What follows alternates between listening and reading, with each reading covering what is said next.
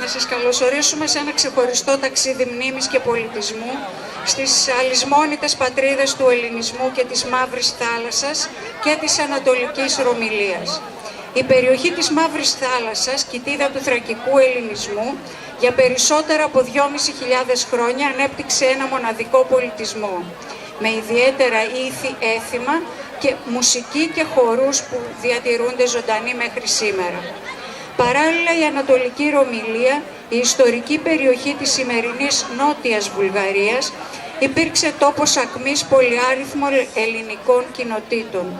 Οι κάτοικοι της μετέφεραν τις νέες πατρίδες τους, τις παραδόσεις, τα τραγούδια και τους χορούς τους, αποτελώντας πολύτιμη παρακαταθήκη για τις επόμενες γενναίες. Μέσα από τους χορούς που θα παρακολουθήσουμε, ζωντανεύουν εικόνες από την καθημερινότητα, τις χαρές, τις λύπες και τους αγώνες των προγόνων μας. Είναι ένας φόρος τιμής στην ιστορία, τη μνήμη και τη δύναμη της παράδοσης που ενώνει το χθες με το σήμερα.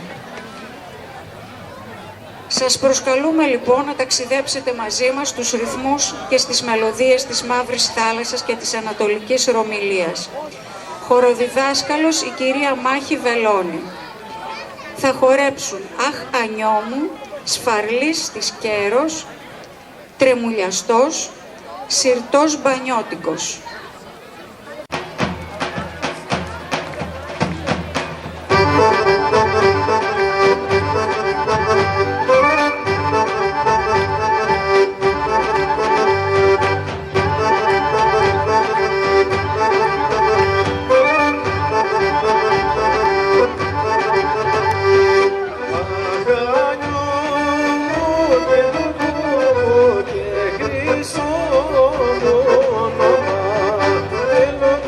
Ζωγραφίσω στον νότα μακονίσμα. Θέλω να σε ζωγραφίσω στον νότα μακονίσμα.